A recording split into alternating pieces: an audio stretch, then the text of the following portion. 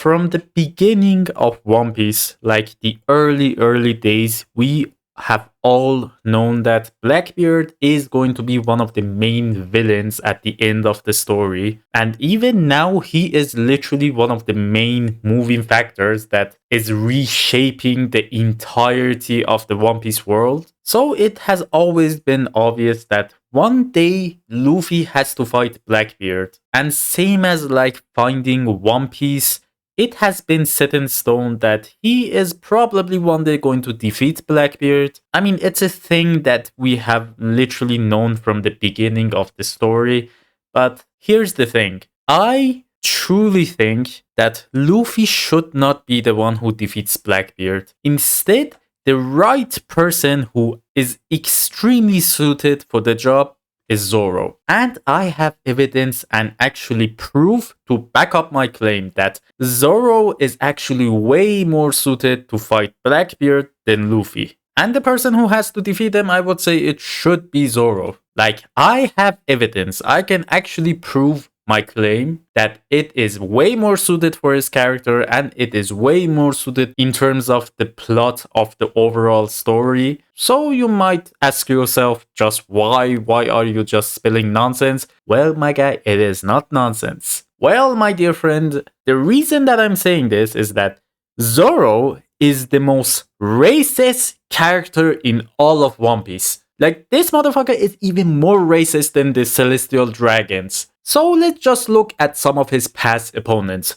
At the beginning of the story, we had Captain Morgan. And as you can clearly see, he is of the side of like darker skin color, you could say. Now, I wouldn't say he's like African American, but he is kind of like dark skinned, you could say. And my guy, Zoro does not like that. No matter what color your skin has, he has a problem with just color. And as we all remember, he beat the crap out of Morgan. Now you might say, okay, Morgan is not black. That doesn't count. Okay, next one, Hachi. Or in general, the fishmen. The fishmen are literally the representation of the African Americans and the problem that they had to actually go through in the real life. Like, one of my favorite backstories in One Piece is actually like the whole Fisher Tigers like storyline. And I truly believe that Oda did a fantastic job with it, except Hody Jones, and we all know that didn't turn out really well. Like, I can confidently say that Hody Jones is one of the worst villains that I have ever seen. And I can say the whole reason that the Fishman arc didn't turn out the way that it was supposed to be, it was because of the villains, you could say. But in general, the Fishmen are actually the representation of African Americans. So Hachi also bites the dust. And his next opponent, a literal giant ass black woman. And a jacked one, mind you. Like, I would never forget this moment. Like, this was just beyond bullying. This was just pure evil. Like, this scene is cold. Zoro was not messing around in that arc. Next opponent, Mr. 5. Yep, Zoro did not vibe with Mr. 5 either. And even after that, when we get to Mr. 1, Zoro did not like Mr. 1 either. Like, I have to say, Zoro was really scary in this part. Like, I'm not even joking.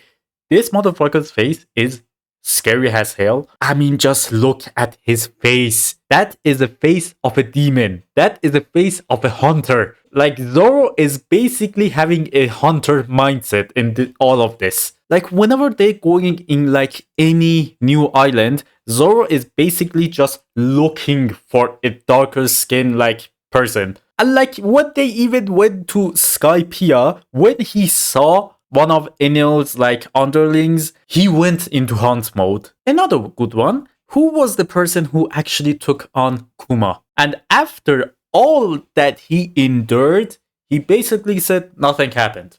Like, this guy could not admit weakness against a darker skin color person. And also, do you guys remember when Usopp decided to leave the Straw Hats? Who was the person who actually told Luffy to not go after him, to not let him back on the crew? Well, Zoro. But even though Zoro became cool with Jinbei, that was not the case for the rest of the fishmen. Like, he was feeling nostalgic from the time he fought Hachi, so he actually had to empty his pent up like anger. And what a better opponent than this guy. Now you might say, okay, it's enough, I have proven my point.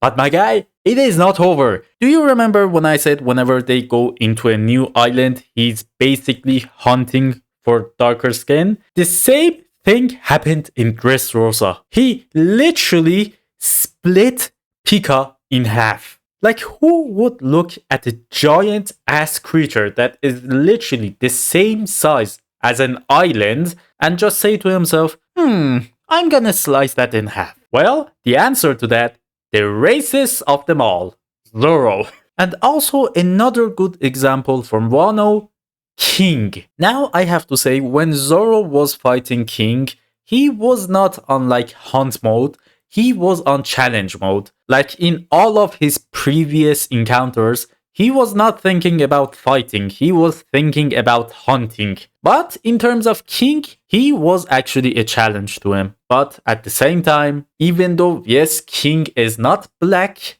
he is of the darker skin colors. And Zoro doesn't care if you're black, Mexican, Indian, or anything else. If you have a darker skin color, you're going down in his mind. So I say all of this just to prove you that Zoro is the person who's supposed to beat Blackbeard. I mean, Blackbeard is not only like just African, you could say. The guy literally has black in his name. Like, why do you think Zoro hates Sanji? It's because his name is Black Lake Sanji. Like, why do you think Zoro changed his black sword for a white sword? Because he hates black. And because of that, Blackbeard is literally the perfect opponent for Zoro to actually beat. Because I would think it would be actually in character for him. And gotta say, it would be kind of funny as well. I don't know if y'all remember this or not, but Oda basically said that if Zoro existed in real life, he would actually be a cop.